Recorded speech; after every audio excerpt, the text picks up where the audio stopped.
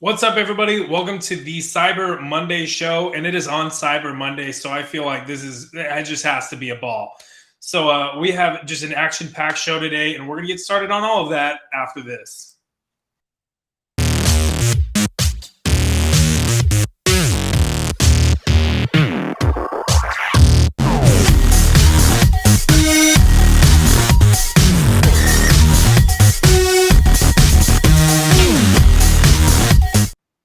I feel like that energy just kind of, that video just kind of is a bop. Anyway, Make, what's up? How's it going? Dude, it's happening. What's going on with you? Oh, man, we're rolling. We're rolling. What's up, Ellie? And then if you are watching, let us know down in the comments. Tell us how you're doing. Good to see everybody.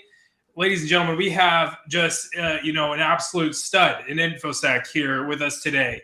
And I'm so excited to finally have him on. Ladies and gentlemen, TechTual Chatter. What's up? How's it going? Hey, what's going on, everybody? Another Monday. Tried to find some cyber deals. Pretty much like everybody else probably watching.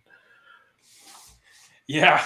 Yeah, man. I don't know. Did you guys, Make, did you do any Cyber Monday shopping today? I may or may not have bought a new webcam because the one that I'm currently using isn't the greatest, and so it's like a Razer webcam that was normally like $200, and I got it for $100. So it's like nice. 1080p, 60K or 60 frames per second. I'm gonna be coming in crystal clear. Yeah, beautiful. I actually just bought the Logitech streamer webcam. What was it, like 2 weekends ago? I like it. I almost got that. It was a tie. Yeah, I got this, and then I got my one that I shoot my content with, and sometimes that gets a little overheated, even with the battery thing. So I was like, this will work, because even then, sometimes, don't like you guys know, streaming like this, you got to rely on other people's camera quality and stuff like that. So that's one of the reasons why I don't really go live as much, because I kind of want the video to be great for everybody. Oh yeah.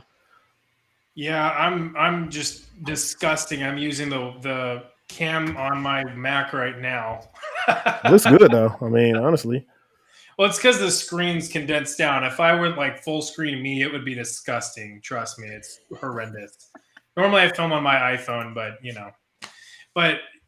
hey, so excited to have you here. And for those of you that haven't yet met him, this is his handle on Twitter. Henry, real quick, for people that haven't met you yet, do you mind just kind of going through, your cybersecurity journey so far? Talk about, your YouTube channel and some of the cool stuff that you're doing. Sure thing. So first and foremost, I start everything off with letting people know that, look, I came from help desk. Did that for like 2 years. Went the knock route for like 8 months. Then finally got my first cybersecurity role back in once I got kind of like hired in like February 2017. I started in March of 2017, and that's my first SOC role. I was working for Big Red, aka McAfee at the time. Pretty interesting. I would say it felt like I was working at a startup there, because previously they had been owned by Intel, and so Intel was handling all the security operations, and they brought us in, and it was an interesting time. Showed me a lot of what not to do. I'll just keep it that frank. I love it. Then after that, I went and worked for Opta for like the last 3 years or some change. Experienced a ton of growth there with leadership opportunities, and working with a huge client that really, pushed my skill set forward to help me get better, each and every day. And now I've moved on to fintech, and I'm labeled as doing incident response for them, which I will be doing, but was also told kind of what one of my projects will be, specifically just me working on. So I'm excited about that, because it gives me another notch in the tool belt, and something I could use, because after this, like the next role, I think the only next thing for me to do is possibly just be a director. So that's the trajectory I see for myself right now. That's awesome. So, I guess you're kind of wanting to kind of go the management route, right? I mean, technically I am I'm labeled as an incident response manager. I mean, both. I like being technical too. I just know also being at the management level, I get to be a part of those conversations that some of the workers don't have, to where I could fight for the guys that I remember like me, as long as give a bigger input on what solutions I believe we should use. And that's one of the reasons why I like going to companies that don't always have everything so mature, because I get to see the impact of things I'm implementing, and I can put it on my resume and I could talk about it in length. So that's why I like doing that. That's awesome. And so, as you're kind of working through all of that, what motivated you to start a YouTube channel? Oh man, so this is my second channel. My first channel was dedicated to boxing. I'm a huge boxing fan, and so I was doing that, but I had always helped people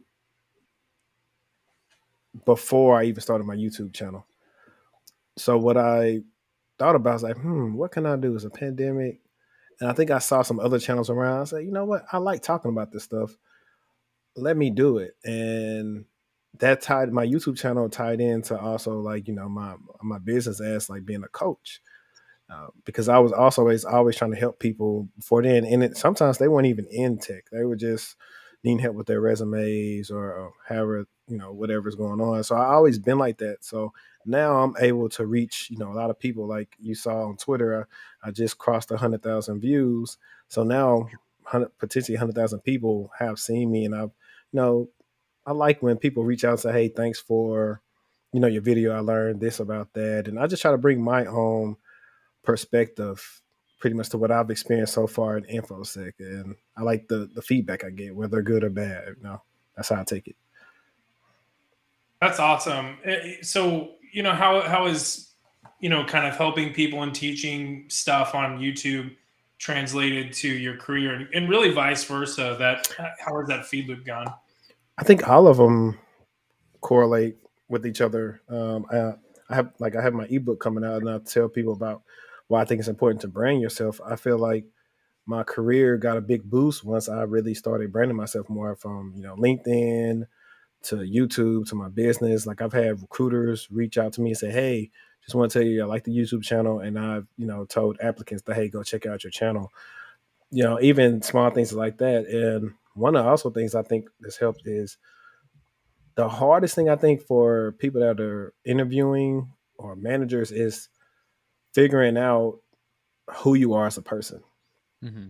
Now with that channel, I have a year's worth of material on there where if you want to go scam me, you can find me and you can figure out who I am, what I care about, what I know, my network, what do people say about me.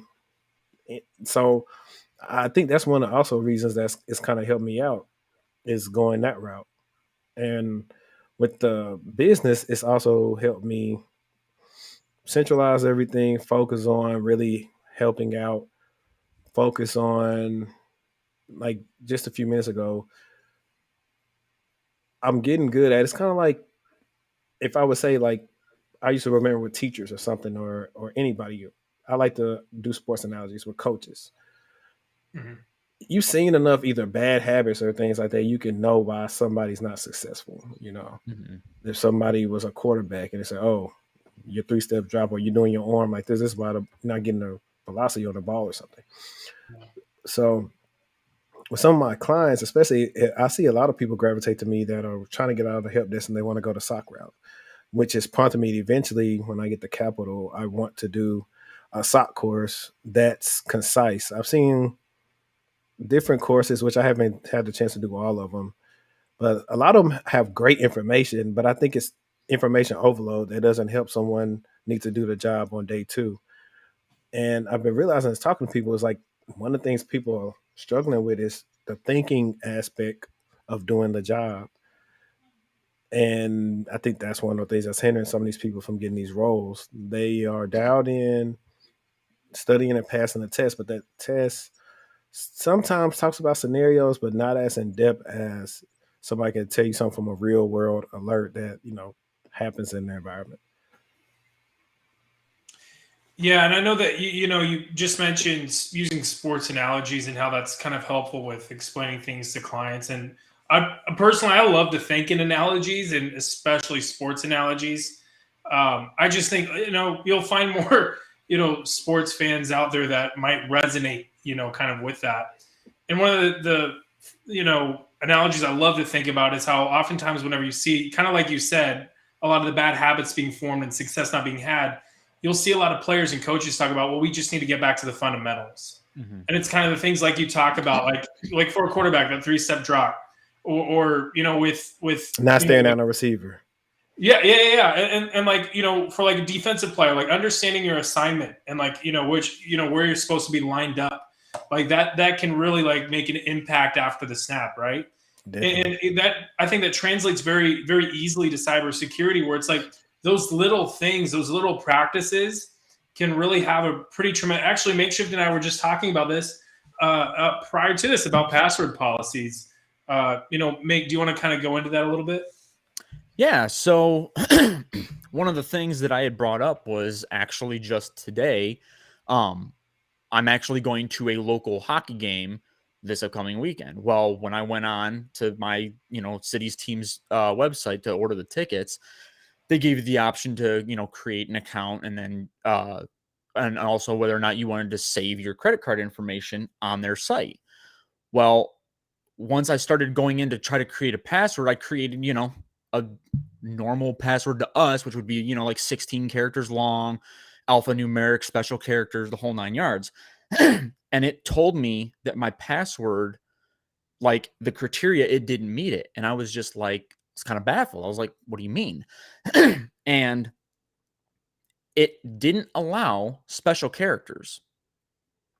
So I was just shocked by that. I was like, this is a fairly new website, like it's a fairly new team. They did a rebranding a couple years back and was blown away by this, so much so that I had actually reached out to the CEO of the team for both the hockey team and the baseball team and said, I work in cybersecurity. I deal with this kind of stuff all the time. And I came across what I would consider a flaw in your guys' security policy. And this is what it is, like not being able to have special characters as part of somebody's password, but also being able to store the credit card information, which is fine. But like if your password's like only accepting alphanumeric, that is a problem. And I actually got an email back, not from him. It was from somebody that, works with him or whatever. Say that they were, that they had forwarded my email over to whoever deals with it or whatever. But they were like, yeah, you pointed out some really good points. I was like, yeah, because if you guys end up getting attacked and you have people's credit cards, like you're gonna have a whole ball of issues that you just don't want to deal with. So it was just crazy to me that even something like that, like even, I felt like it was my job as a cybersecurity professional now to notify them of that. Yeah, definitely. And that's a thing that you said that reminds me of what I've been kind of reiterating to clients over and over again the last couple of weeks. The biggest issue for a lot of people getting into cybersecurity is no experience. Mm-hmm. Well, what you just said is potentially a project. I mean, of course, you're already in, but let's say if you weren't, that's a project that you could do. And I think it would catch a lot of interviewers, attention because you took the initiative, saw a problem, provided a solution, and you fixed it, which is something that some people aren't doing because, I mean, it is ridiculous on how it is to get into cyber, but you help yourself out being passionate and vigilant in this space because, people are doing just the craziest things. Like, I wish I could freaking shut down all the fake auto warranty scam people and IT help desk, like in the swoop. That would be like, I think anybody should get hired if they can single-handedly do that. There's all the phishing email campaigns too. I mean, Emotet is kind of reviving itself. So, I mean, and some of it, I mean, in retrospect, it might seem, kind of elementary, recognizing when a phishing email is happening. But for a lot of people that haven't been trained up on the fundamentals, like it's not so simple. Yeah, I think it's always like number one when it comes to security awareness. Like You can have all the tools and everything else, but your people are your biggest risk. And I think it's on the security awareness creators to make that training a little bit more interesting than they have in the past, because some people don't care about it. They just go through the motions and they're not paying attention to it anymore.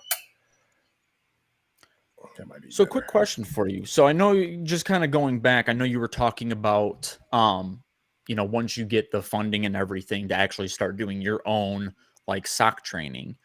One, this is kind of a two-part question. So one, would the training be more of like a workshop, like what a lot of these places do, where you guys all get in on like having the one person share their screen, you start working through stuff together, or would it be more like a Udemy class where it's just kind of follow at your own pace? And then the second part to this question is in that class, with it being something SOC related, and we consider that an entry level job, what fundamentals would you personally want to include in those classes? Good question. All good questions. So in the beginnings, I plan to probably start off.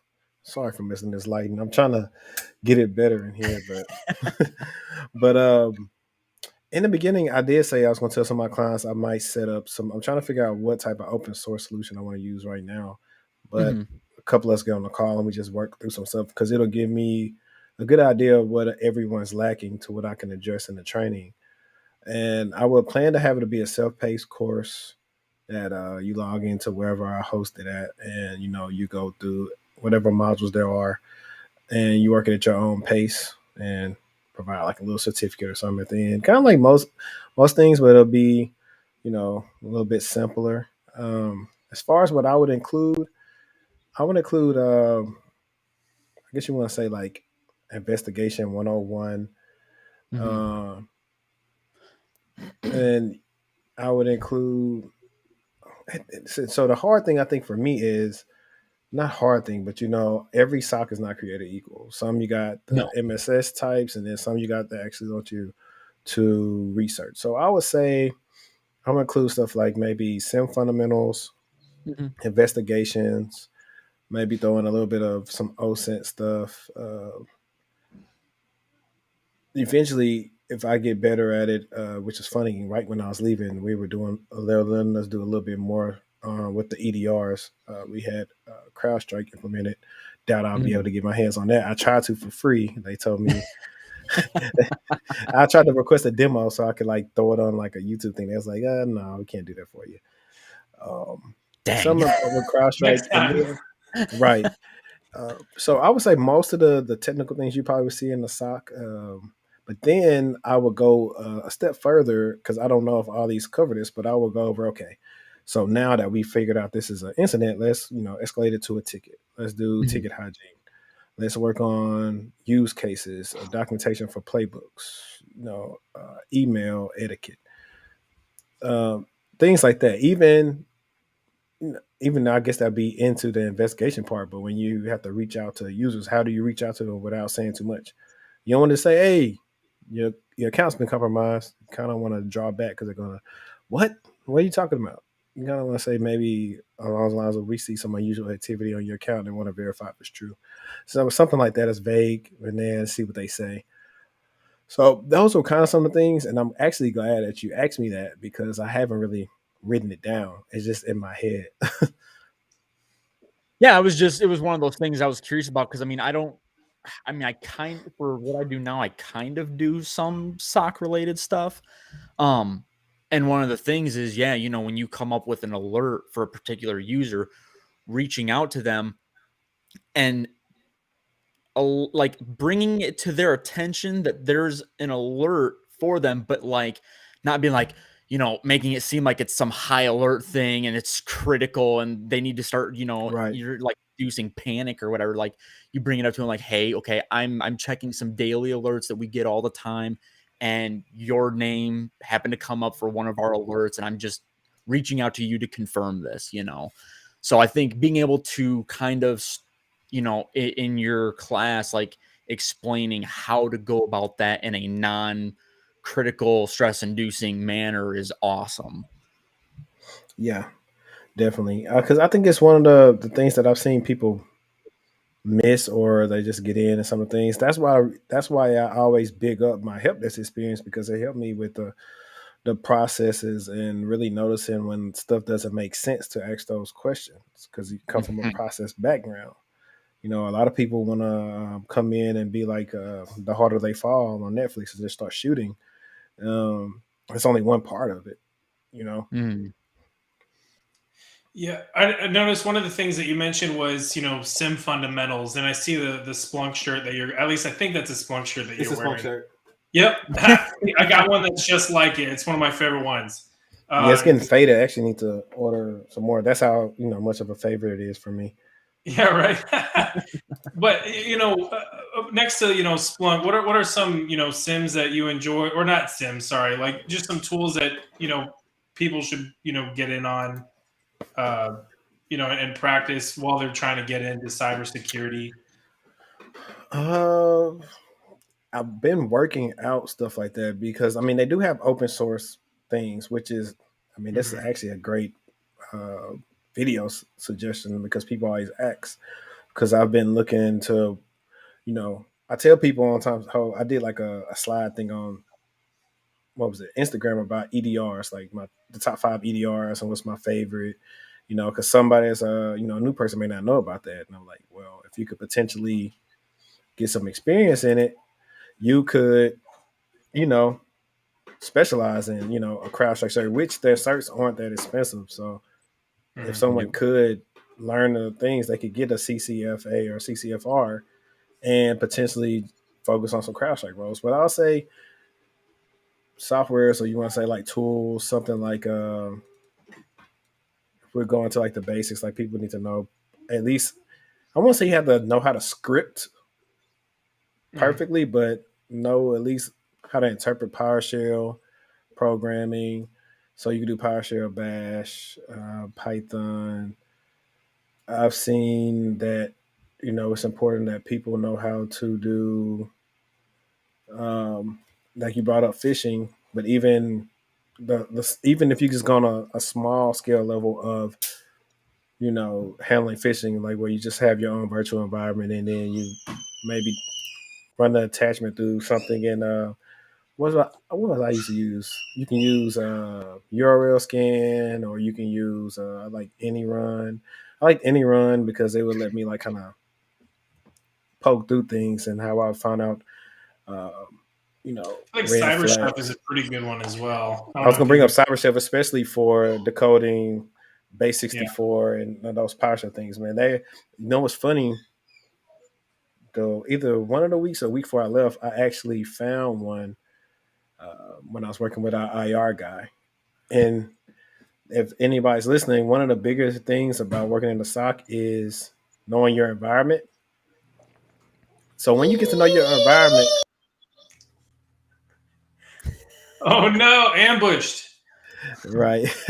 She couldn't hold back any longer. But one of the one of the biggest things about working in SOC is knowing your environment and knowing what's normal and what's not. And I'll correlate that to something simple. I think this is one of the gifts that I've been blessed with, is that at your house, you know who your normal visitors are and who's somebody car you don't recognize.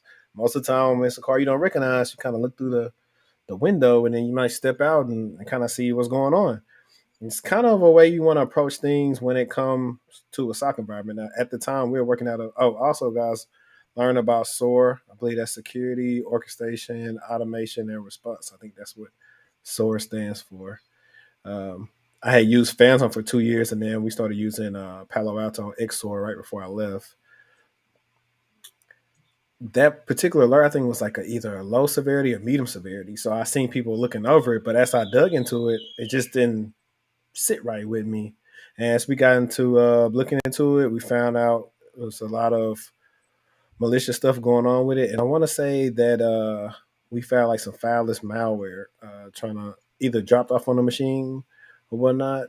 And I think I was able to also put that together from, I don't know if it was some EPO log, some McAfee EPO, or it was CrowdStrike looking at the process tree and looking at the activity over like I think it's like the last 30 days or something like that. But definitely, like you said, like CyberChef is a big one. And what's funny is that Chris Sanders had a course that I saw that he had specifically just for CyberChef for people to get better at that. So that's definitely one. I know there are courses out there, but if you can understand correlation searches, that's a big one. So interpreting correlation searches, because sometimes a new rule might be put into place that you don't necessarily know what it does, but if you can go look at the search, then you kind of break down what it's possibly looking for, and that will give you insight, on what to look for. Um, and one of the biggest skills, honestly, guys, if you really want to know, ask questions. I work with people that will just nod their head but not ask a question, and then it comes back to bite us in the end. And I'm always like, no, we should ask questions because we're getting paid, and if something happens, they're going to blame us. Which that's what I did. I was sitting on that where they don't tell you what happens like in an incident or breach video for like a while. Like I had want to talk about that forever, but I had to wait until I was leaving to kind of give my spiel on it.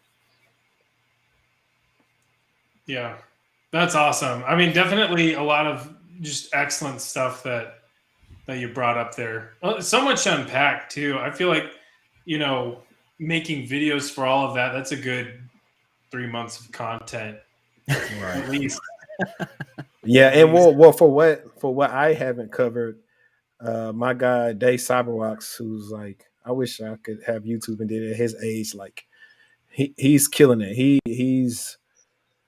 We're actually doing it's been like a year since him and I went live, so we're doing something actually this week. Just what I think he's almost been in Infosec for about a year, so I think that'd be pretty cool. Like a person who had like, I won't say zero knowledge, but if I go back to his videos, I probably said like zero knowledge to like where he is now. I think it'd be pretty good. So anybody that's new in the industry, come over for that, because I think that could realistically show you what you can do if you put in hard work for a good year of time. I've seen it personally with my own eyes of what can happen, but you gotta be willing to put in the work. Mm-hmm. Yeah, I've been following Cyberwalks as well. He's crushing it. Yeah, man. I was like, man, but then again, he's either 19 or 20. It's just like crazy. So I'm just like very happy for him. Just the fact that, I knew that it's pretty much every person I pretty much referred at the last company pretty much is like excelling. And like, I think in his last video, he just told people about how, he got a promotion in a different role. And, that just speaks volumes to the work he puts in. And also, if you're listening, guys, you may not be where you want to be at your current role, but build up your network.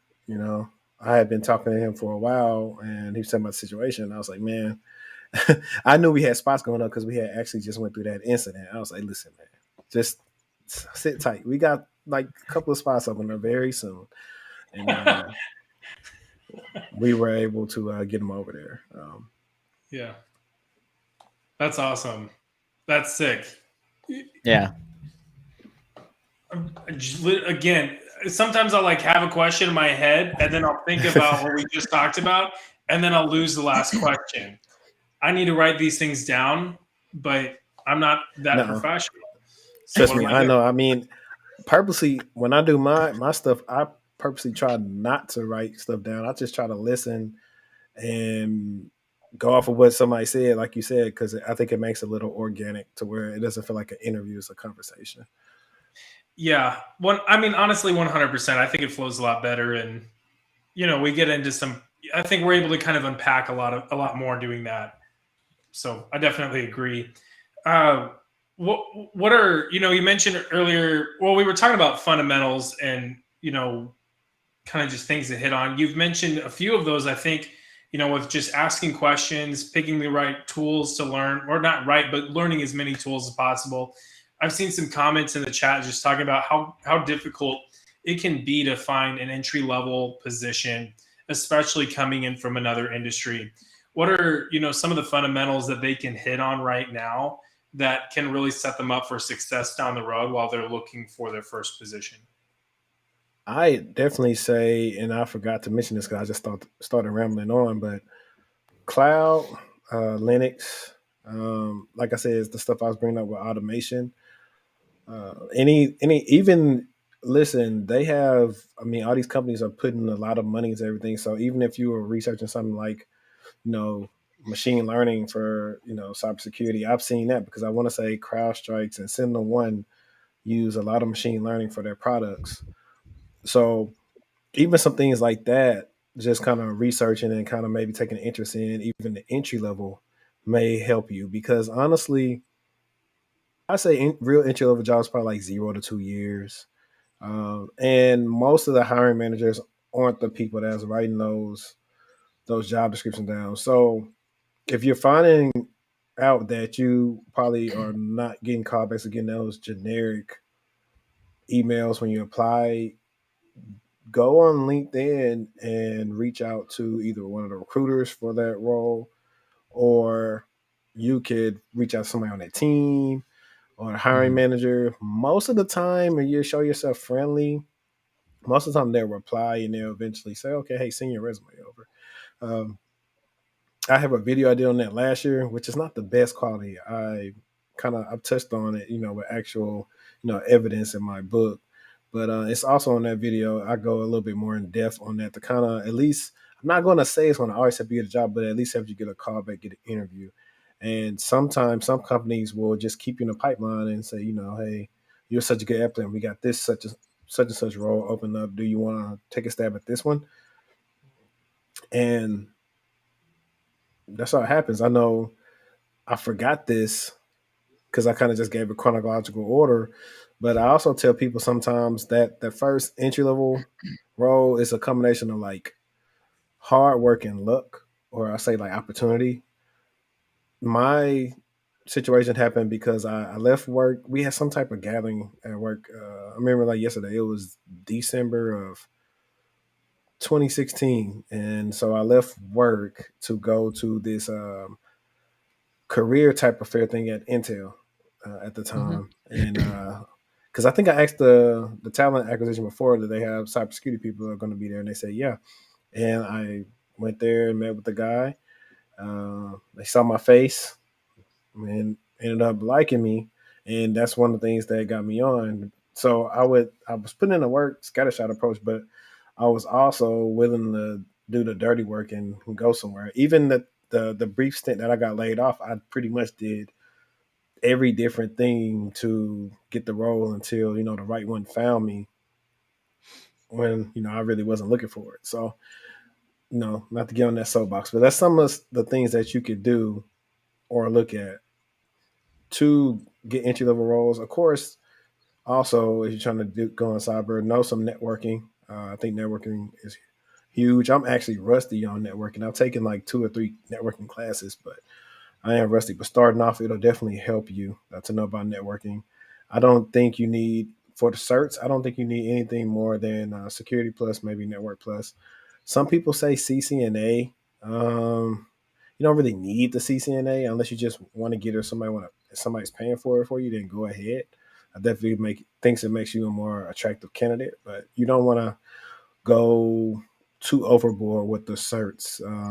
I like my last client I was just talking to.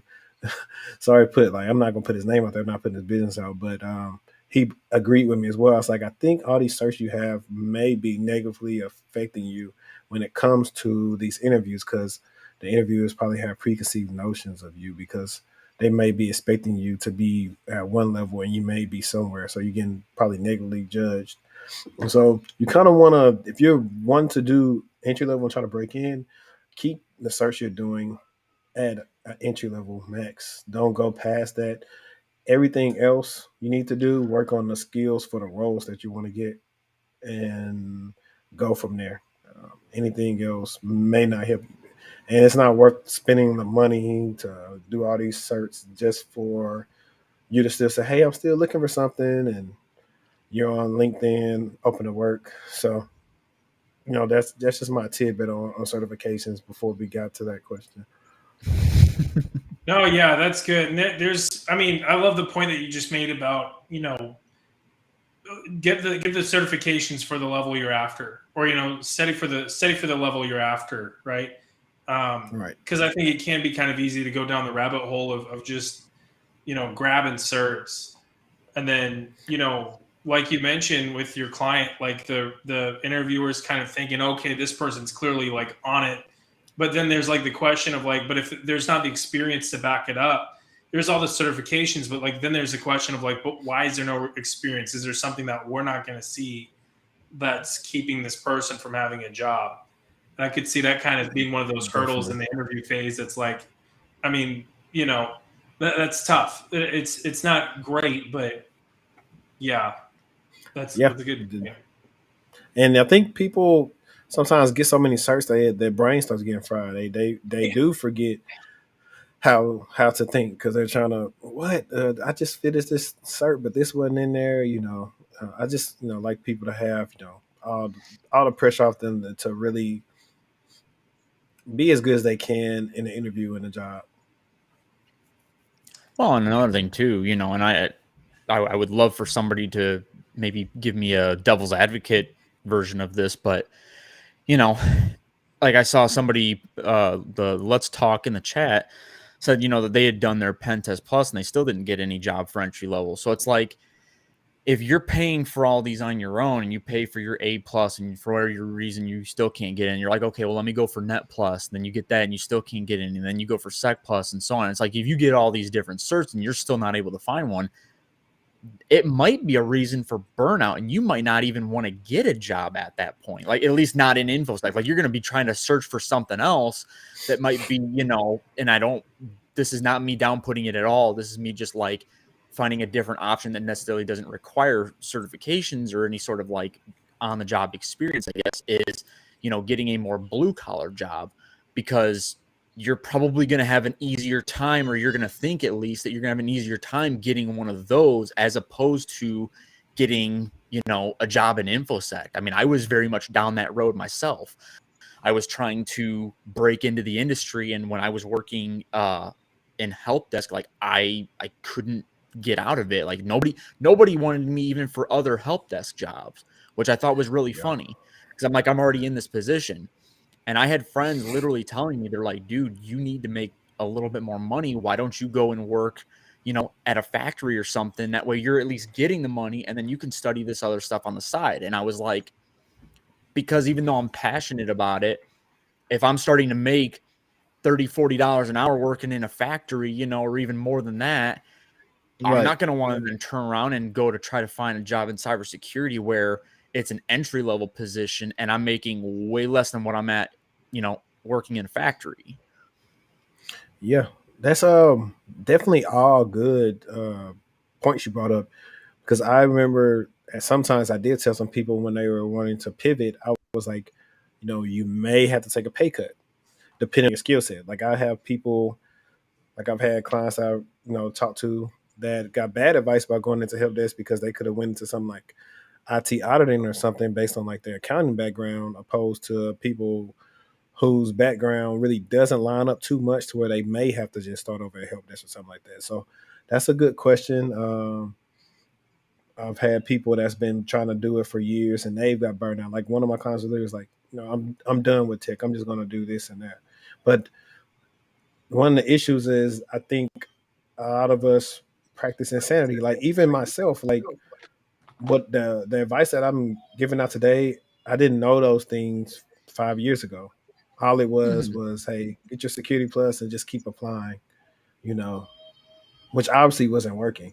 Like wasn't tailoring my resume, wasn't using LinkedIn like I should. Had office politics at the current job. Like, it was a whole bunch of stuff going on that could make you say, man, this is never going to happen. But I would say you got to persevere. But now it's more information out there, like shows like this and other shows, to where you can figure out, hey, is this advice that I'm getting really good? And also, people, like, we are in this information age. If possible, vet the people who are giving out the career advice you wanna be like. Most of the people that I'm very, close to, that Caleb sees me talk to on Twitter, uh, I've seen all their LinkedIn's. I know they work what they say they work. I know they done what they said they did, which makes it easier to listen to them. Please, try to do that if you can. That'll help you out more. Because sometimes, and it's not just InfoSec, I've seen it with all facets of YouTube. People get on here and say they are who somebody like just, parading as somebody else, but they're really not them. And then you're believing it. And then what they're telling you doesn't work out for you. And now you're mad or you have a vendetta against, every coach or everybody selling the course when truth be told, you didn't do your due diligence, like you should. So, just keep that in mind because I'm all for like, I don't care like what route you take to get into cyber, you can get in, but I also don't like when people lose their money or then start going at everybody else because they were done wrong. Yeah. I think that's so right. I mean, this is kind of like, this applies not just to cybersecurity, obviously, but vetting your mentor. Especially if it's somebody that is going to be speaking into your life in such a significant capacity, then you want to know that they're on it, that they're not, Right. kind of like you said, like at worst fraudulent or at best mistaken. And that's not to say that mentors don't make mistakes. That's not, that everyone's a human, but, a good mentor will, be transparent and say, hey, maybe this wasn't the best advice. Here's really what I'm seeing is a bit better. And they'll circle back. And it's really just kind of a dialogue, right? Yeah, definitely. Yeah. What are some tips that you have for, people to kind of vet their mentor and to, find folks that, that are better in that way? I would say pay attention to their actions, what they say. I would say if you're trying to find a mentor, maybe not get somebody that's the same level you're at, get somebody who's been doing this, maybe 5 years, 10 years. You can kind of see where you want to go. They give you that advice. Because I see sometimes too, people who just get into the industry, you want to do this, which I get it, but I'm not the person to qualify everybody. But it would have been no way possible 5 years ago when I got my first SOC job. I could have came on the Twitter and say, hey, I'm going to help you guys all get into cybersecurity roles. I didn't know enough to help anybody. I hadn't experienced enough to, show people or seen enough things. So it's one of those things. That's why I said like those jobs or what they talk about. Maybe they did. You know what? Maybe they didn't work, but maybe they still know what they know. Look at who endorses them. That's a big one. So if respectable people endorse them, then that's a good thing. Not just somebody that's endorsing them because they're getting paid, but um, and out here, like I said, with this content, review the content, listen to it. There's plenty of content creators now. Listen to the different content that's going on and see if it lines up.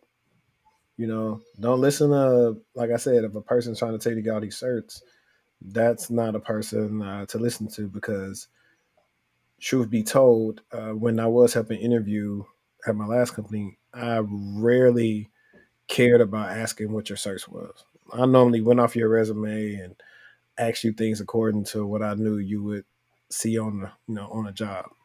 Uh, Pay attention to people that promise you outlandish things like, "Hey, get into tech. You're going to get six figures." That's Not the always the biggest one. case. Not starting out, you ain't. Yeah. Right. And if you do, it's only like I said, it might be a unique situation with a company that understands the market right now and they overpaid. But most of the time you have to have that experience.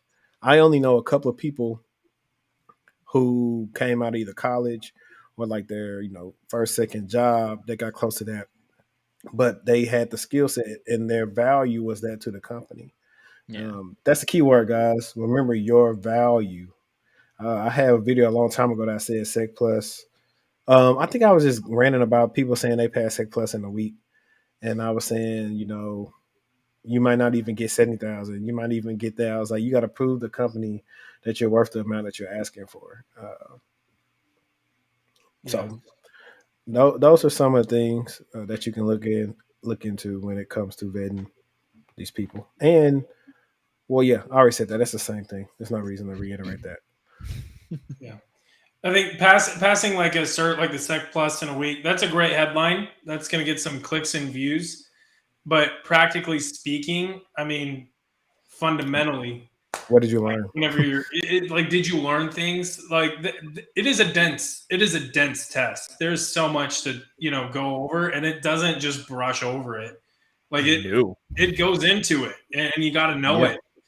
And so to pass it is one thing, but you're really passing it to prove that you know it, so you can take it to a job interview and say, "Hey, I know this." And yeah, that's. I mean, again, it's cool that that someone can manage to do that, but at the same time, definitely. that is a speed run of a certification something to emulate whenever a career is really the objective there. Right.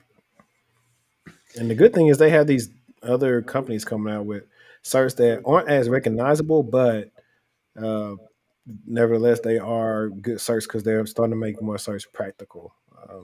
So people keep in mind that as they start moving to practical, these test bank people may be in trouble. Well, and a good thing, since we're kind of on the blue team talk here, is range force. I mean, for somebody that has used their product before, because they had actually reached out to me and they were like, hey, like, we noticed that you've got a decent following or whatever. We want you to try out the product and give an honest, opinion of it. And I think that their stuff is very good as far as blue team practical hands-on learning. Anytime you want to do any of the, we talk about this all the time. Anytime you want to do the actual red team hacking stuff, you're going on your try hack me's, you're going on your hack the box, Right. you're doing the pen tester labs, all that stuff. When it comes to actually learning like the blue team side of stuff, like there's really not a whole lot out there. I know try hacking started slowly kind of bringing some, some rooms to surface that they have, but range force is really, really good as far as that goes. They really kind of go in depth and they show you certain steps that you have to take and where to go. And it's really good. Yeah. I need to reach back out to them. I think I tried to years ago. I mean, not years ago, but like last year, about that to try to see what I could work with them on the review and stuff. So I'm gonna have to do that. I know. I actually need to see what my membership runs out, but I did do the membership with INE. Oh yeah, and they put some good stuff together, as far as like showing you how to do some rules in Suricata and ELK, and then doing the boss of the SOC data in their Splunk labs. So the only thing with them is, they are somewhat pricey if you don't have the money to afford it. So that's the big issue with them. I like Cybrary. They have a lot of labs, which is cool. If you just want to, like, I know last year around this time, PowerShell was hot on like every incident response or whatever job I was interviewing for. So I started, doing on PowerShell every day. So that's one of the things too. Like, if you start seeing skills that you lack, go find a platform that's either free or affordable that you can do, and see what they had to offer on the skill and learn about it and lab every day. Lab every day. I love it. Yeah, that's so good. And one of the things I'm also kind of curious about. So while I was in college, I just did some internships, and that kind of helped me get a little bit of experience. One of those was a help desk internship. It was very brief, so I don't even count it. It was a very brief, but very educational. Makeshift, you worked help desk prior to jumping into cybersecurity. Henry, you work help desk. How helpful was that to get some non-cybersecurity experience prior to jumping into cybersecurity, to get kind of a broader picture of, the flow of operations? or was it not that helpful? What do you think? I think it is, but I think also what a lot of people in help desk don't realize is they actually are doing some type of cyber security related activities. Like I used to work for the TSA help desk, so we had to verify everybody, that called in to figure out who they say, who they were, what they said they were, or something as simple as back then we used to use this thing called Anacam. So if they want to log on to OWA, to make sure that their account stuff was updated so they get the right code or verify them to send them the code to log on. So I would say help desk, a decent help desk, you're probably doing a lot of identity and access management as far as changing passwords or paying attention to what paths they have access to or different folders. So I would say that we do some things. We just don't notice it because they don't call it that until you get with somebody, they bring it up, say, oh yeah, no, you actually know how to do this, and this. You just gotta, put up there. But I think it was very helpful. Coming from my first major ticketing system using Remedy, KBs, knowing how to ask the right questions on the phone to end users. Troubleshooting was huge because I just take the same process and I throw it to when I work in the SOC thing to just the thinking part. Because even then, some of the issues we ran into, we never saw before. I remember we were handling stuff. We got they added the federal air marshals on our contract. So anybody's flown, those people sit in the back with the guns and stuff. And you realize, so a lot of people say, he just helped this. But my job was important enough because if those guys couldn't get to their internet and all that stuff on their phone, they're in trouble. And so that was a big deal for them. So I remember us trying to figure out how to navigate what was going on their end without having any documentation. And I can correlate that to trying to work a new correlation search without having a playbook or anything, figuring out what's going on with that. So I'll say they kind of go hand in hand, just different domains. But I overall, I really do think it was a good experience, and you kind of understand some basic stuff. Like I remember I tweeted a while back, like some new people on the SOC didn't know about PS exec. Well, I used to see the help desk people use PS exec all the time, and so now seeing the PS exec on the other end, you're like, is this person an IT person? Why are they using PS exec? So it kind of makes you go off a light bulb, but you wouldn't know if you didn't know what that was. So I would say it's about what you make it, and if you were in a good one like mine, it really does prepare you for your next couple of roles. Yeah, and I kind of goofed. I said that it wasn't, cybersecurity. No, I know what you meant. Yeah, a lot of the work, is very directly cybersecurity, where you're triaging cases like early on, right? Like you're getting a report of, oh, hey, I just clicked on a phishing email and I don't know who to send this to, but hey, that's a problem. And you might be able to get work the that. occasional. My internet's not working when they're working from home. I'm like, well, call Spectrum. Right. We got a couple questions. You mentioned IAM earlier, and we actually got a question from a guy with a whole channel dedicated to IAM. And we've actually talked to him. So check that interview out on the channel if you are watching this and you haven't seen it. Henry, who is your favorite boxer of all time currently? And this is from Andrew, by the way.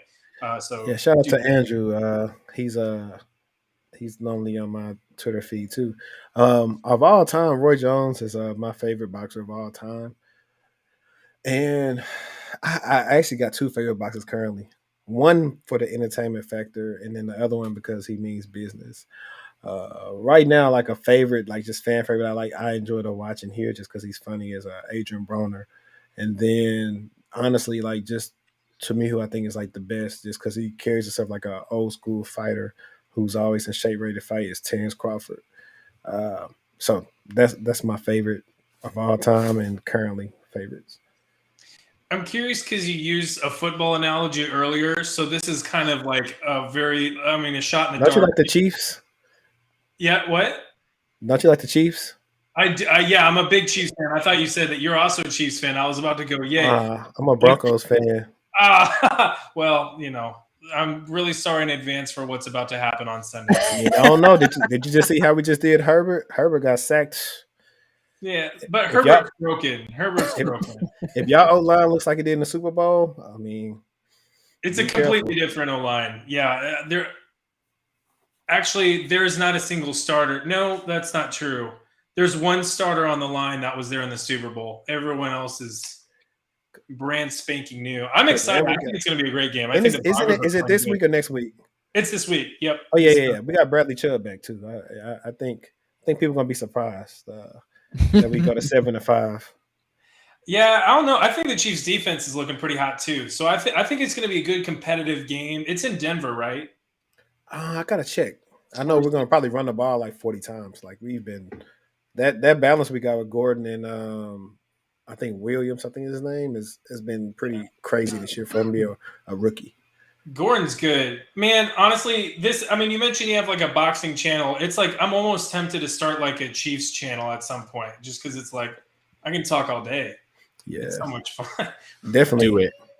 Might as well. I mean, I switched it from, granted, I'm going to use it for other stuff because there's other things I would talk about that I just don't put on this channel just because it just would throw the algorithm off. Mhm. But I say do it. I learned, that was the best thing about me having, the success I've had on YouTube so far. It was just like, I knew exactly what not to do. And you can start seeing from the beginning of my videos to like the end part of what I started learning from channels like Think Media and Nick Neiman. Yeah. I started watching those guys and it's paid off. I didn't even think I'd be at where I'm at now. So yeah. Well, you're pretty cool. crushing it. So it's really rolling. Yeah, I'm trying, man. It's definitely. Yeah. It's a grind. 100,000 views, like that's not a small thing. that's a lot of work that kind of goes. That's a lot of people. Yeah. See, but what I learned from my last channel is I was really when I started this one, I was never really worried about the subscribers. Mm-hmm. I was never really worried about the views. I was really more concerned, I guess, about watch time and engagement for the most part. Mm-hmm. But Yeah, I knew, that's kind of the thing to be worried about, I think. right. For sure. But I knew as long as like I had good SEO titles and I just focused on making good content that I'll be fine. So whether I had hit 1,000 last year or in 3 years, I really wasn't too much worried about it because that's what I found out. Like, I used to complain, oh man, why nobody? Oh, nobody's watching because your audio's bad. This is bad. This video doesn't make sense. So those things. Yeah. It's the amount of, there's definitely, the to-do list that is lengthy behind each video. That's 100%. We got a question from Sarah on favorite InfoSec publications. This is a great question. I'm curious to get you guys' answers. So in my Slack space, I don't say I necessarily have like a fave, but I have a whole channel that's dedicated to like the cybersecurity news or security news, and mostly it's like Krebs on security, Bleeping Computer. Every so often, Digital Shadows will send some stuff in. I have NIST News on here. So I kind of just got a collection of these that send stuff straight to this channel, and I'll periodically see it. That's what led me to make that Robinhood breach happen, which still doesn't sit right with me about how they were saying they got hacked. No comment. There's a lot of right. There's some shadiness. It just didn't make sense that the person fooled the customer support specialist, and that didn't make sense. I was like, how are he getting access like that? Come on, man. Who are you fooling? Hashtag insider threat. Many questions. Right. It's stick to learn the fundamentals, guys. Yeah. And yeah. I'm pretty sure the internal team told them. But I seen a meme. It was like that Drake meme. It was like internal team tells you about security threats, and they like had the face like saying nope, and then external consultant, and it was like yep, like yeah. I was like, that's definitely how it is. Yeah, that's Mate, you got any publications that you like? I'm gonna be honest with you. I've been out of the publication game for a minute now. I just go on Twitter. Hey, Twitter is probably better than news, honestly. I don't even watch the news or anything. I used to on my old phone before I switched it over. I had like a whole like RSS feed of just everything. I had stuff from from like McAfee. I had it from Norton. I had all these different blogs that I was pulling stuff up from and everything. And then I got a new phone and none of it transferred over. And I mean, there was probably 100 different blogs that I had just scrolling through. And then when I lost, I was like, that's doing too much trying to get it all back. So I was just like, and then, again, 95% of the stuff that I get is from Twitter. I mean, if you follow the right people, you can get some really good like information from them, you know? So yeah, I mean, it's just, I go on there and 95% of the time I find out about the new breaches that have happened, not necessarily like new CVEs. I mean, unless you want to follow the CVE profile. But yeah, I mean, like any news that happens to come out, like I found out about the Colonial Pipeline thing from Twitter because I don't pay for cable, so I don't watch the news anyways. But yeah, I mean, I honestly, I think that if you want to find a lot of different information, especially in cybersecurity, is following the right people and then just focusing on Twitter. Yeah. And I also was going to say, oh no, go ahead. I'm sorry. No, you're fine. Oh no, I was going to say that I forgot. Like the reason why I started that channel in my Slack space is because I remember starting out. I would always get interviewers say, "So how do you keep up with cybersecurity trends or whatever?" So subscribing to some of those things that he just mentioned, even you can now, depending on the age, you might not want to say Twitter because they might think you're trying to be funny. But for the most part, some of those sites that I named or whatever sites you want to think of, that's a good way to tell them how you keep up to date with the trends. Well, and some of the times too, you can follow those accounts, you know, on Twitter and get the same information that they would post, because obviously they're going to want to reach wider audiences. So they might go, oh, okay, well, I made this blog post on our website, but let me share it to our company's Facebook and, you know, the LinkedIn and the Twitter and everything, and really get the outreach that they're looking for. Yeah, definitely. Yeah, 100%. I mean, I've mentioned before, even on the show, that Twitter at best can be a tremendous resource, and at worst can be just the worst thing ever. But this is like one of those cases where it can be actually a very handy resource where, I mean, a lot of people will curate those things for you, and then they'll make a list, and you'll be able to just check the list and see all the articles that you'd be interested in. So like the hard work, the heavy lifting is kind of already done for you. It's just a matter of finding that, or you can do it yourself. You can build it yourself, and that can be fantastic. Shoot, I honestly would like to say, outside of me getting jobs from LinkedIn, Twitter might be the best networking place. Like I met so many people in the community just from Twitter, like good, solid people that know what they're trying to push the culture forward in a positive way. So, I mean, I tell my clients now, I have it in the book. I said networking. Twitter is in one of the bullet points. And like Twitter is getting to the point where you could do a couple of hashtags and people will DM you about jobs. For real.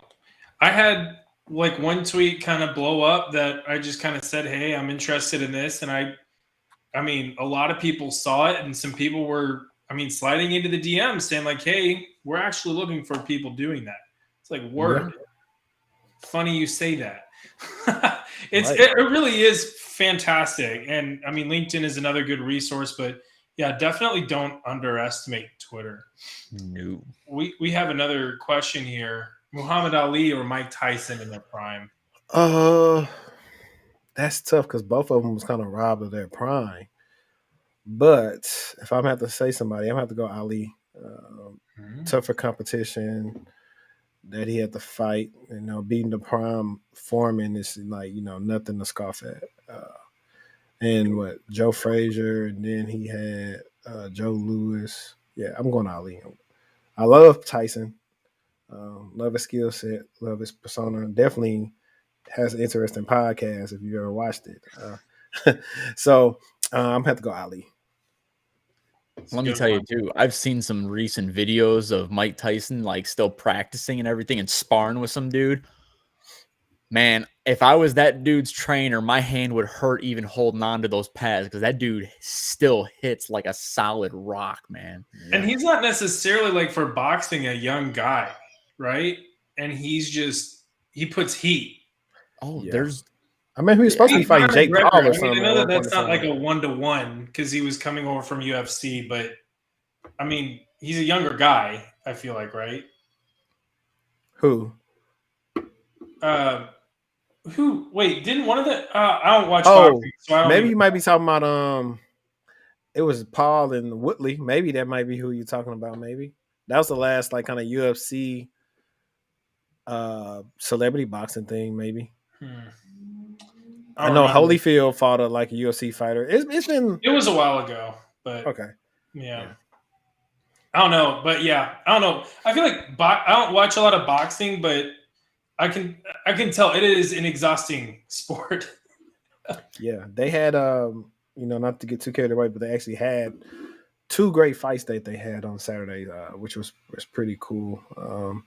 I if they get it to be back on, well, it's gonna be hard for it to be back on regular TV. That was the biggest issue when they took it out of regular TV. But with apps like DAZN and other affordable apps where you can watch boxing, it does make a comeback because it's still the sweet science and it takes a level of thinking for people to enjoy.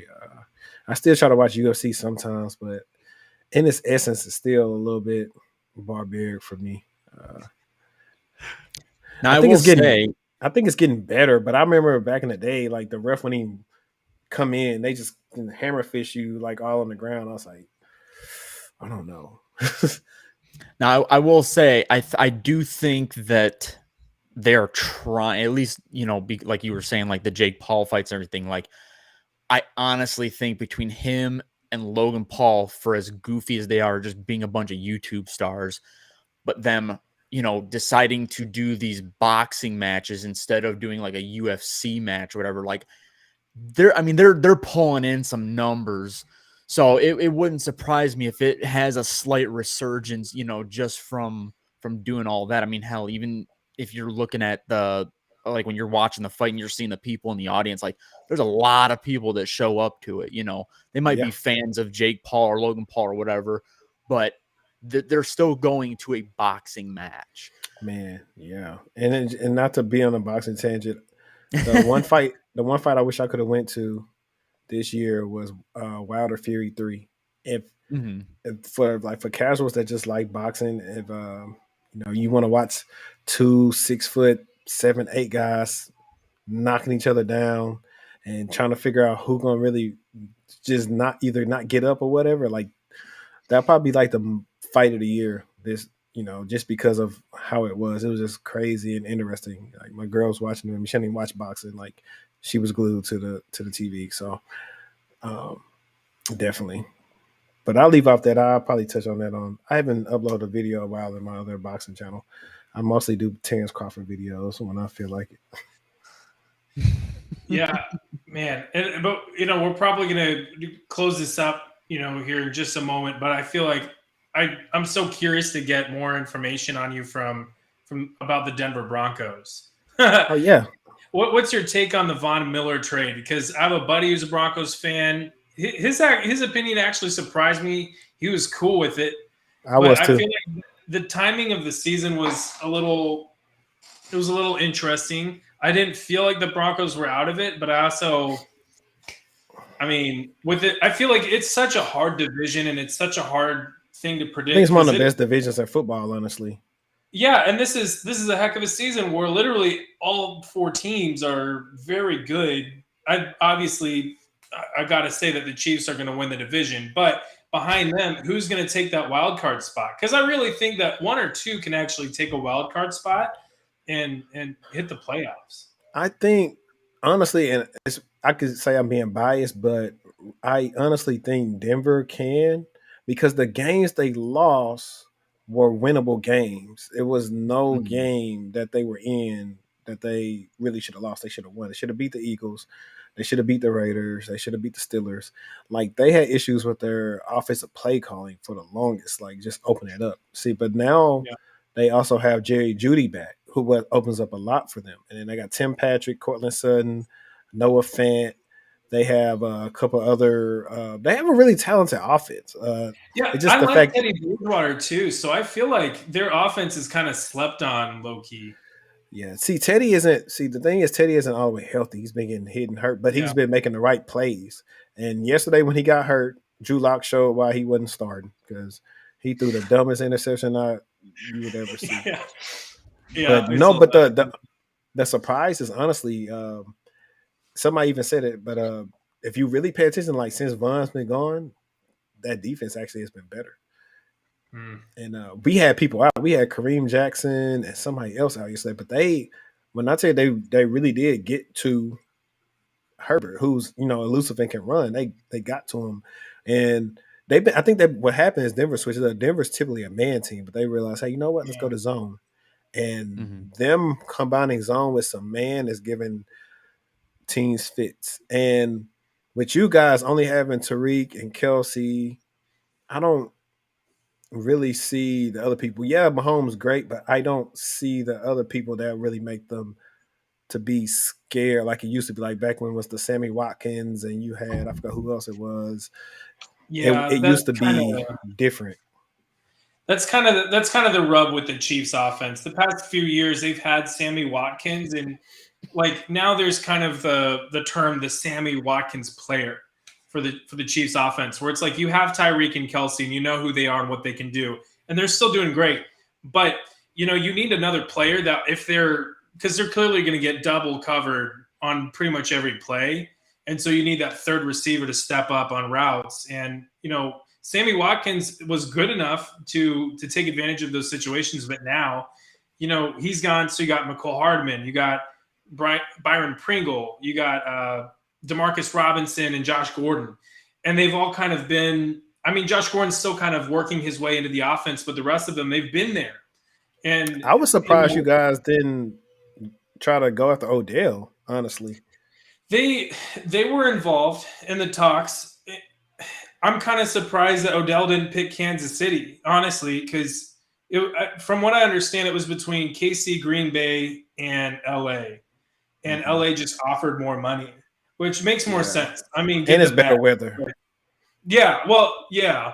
Yeah. But if you're going, I mean, at this stage of the career, go for the ring. Go for the ring. Like he hasn't been with a team that legitimately was going to get the ring. And I think Kansas City, the way that the defense is kicking into gear right now, and they're the way that they have completed November is pretty much parallel to the way that they completed November in 2019 when they made the Super Bowl run. I mean, great offense is one thing. They had a great offense in 2018, but a terrible defense, and they didn't make it to the Super Bowl. They've had, average defense minimal the past 2 years. 2019, they closed the season out with a top 10 defense, and they won the Super Bowl. And right now, I mean, if you isolate just November, which I know that's kind of like a favoring the Chiefs. Yeah, but it's I mean, it is evidence. I mean, they beat the Cowboys, which is the number one offense up to that point. They didn't beat the Cowboys like Denver did. We beat them like a drum. What? How many points did the Cowboys score on that game? I think 7. It was like 30-0 going into the fourth quarter. Yeah, I mean that's a beatdown. that's a pretty good beatdown. But yeah, I don't know. I think we're in for a pretty good clash Sunday. I mean it really is strengths on strengths. I mean, I love the division the division matchups. I've kind of always hated Denver just because of the Peyton Manning years. They really just I'd go into those games so joyful and happy to watch the Chiefs, and then Peyton Manning would take my soul away. Omaha. Yeah, no, don't want to hear it. I'm so happy to see him on the Manning cast. Man, y'all are lucky everybody is lucky he got hurt because he still be playing with Tom. Yeah, man. They are lucky because everybody's like, oh, that Tom's broke it. I was like, they only broke the record because Peyton got hurt. Yeah. Like, they'll get it twisted. I was like, he's the guy, you had to keep him off the field, but he was like, you know what? Tom has a good offense. We're finna take all the time on the clock. We're finna run running back stretches to the left and the right, and we're gonna control the clock because we're not trying to let him get on the field. That's what I was telling one of my friends. He's a Chiefs fan. I was like, I was like, Mahomes is going to have to control the ball a little bit more because his defense wasn't helping him out much in the beginning of the season. I was like, that's what he's going to have to do because if you can't depend on your defense, you can score as many points as you want to, but it doesn't matter. But I would say 2 fun facts. Justin Simmons knows how to read Patrick Mahomes. If you go to that crazy interception he had of Patrick Mahomes a while back. And another fun fact for people that don't know is I'm from Louisiana, and going into my senior year of high school, our team actually played against Tyrann Matthews' team at LSU's 707 tournament they had every summer. And that's when I knew he was going to be good. Our star player who ended up going to LSU and then him went, we went back and forth. I think they edged us out by like a touchdown. But that was just a fun fact about me. I actually got to play against some NFL people in my lifetime. That's sick. I feel like Tyrann would be a cool guy to line up against and play football with. Yeah, he was definitely cool. And he's the height these guys see on TV, that's around the height. He's like we're around the same size. So he's definitely not a big guy. Yeah. he's violent. He's violent. He plays with ferocity. He has to be. When he went to LSU and I was realizing exactly who that was, I said, I remember that guy. And before he had that really breakout season when he was a freshman, my cousin and I were saying it's like, you know what? This young guy is always around the ball. Every play, he was around the ball. I said, you can't teach that. I was like, he's going to be good. And so I'm glad he's got up there with you guys. Does Morris still play for the Chiefs? Morris Claiborne, or he doesn't play for the Chiefs anymore? No. I don't know if he did. That might have been a long time ago. I know he played the Super Bowl year. Did he? Mm-hmm. They might have signed him and he was like a 52 or 53 guy. No, they brought him in because he went to, he came from Dallas, and then I want to say he either came from Dallas and went to Kansas or whatever. But yeah, no, it's just another person from my hometown in the league. That's sick. Yeah. Man, well, this was a ton of fun. Definitely don't want to keep you up too late. It's been a long Monday, and same with everybody else. So thank you, everybody, for joining, and thank you, Henry, for jumping on. If you don't mind, just kind of stay in the back for just a quick second. But if you are interested in seeing the channel, there's a link down in the description. You can check it out. It's TechTual Chatter. And then I believe there's also a link to his Twitter account there so you can follow him. So that I will see all of you next week.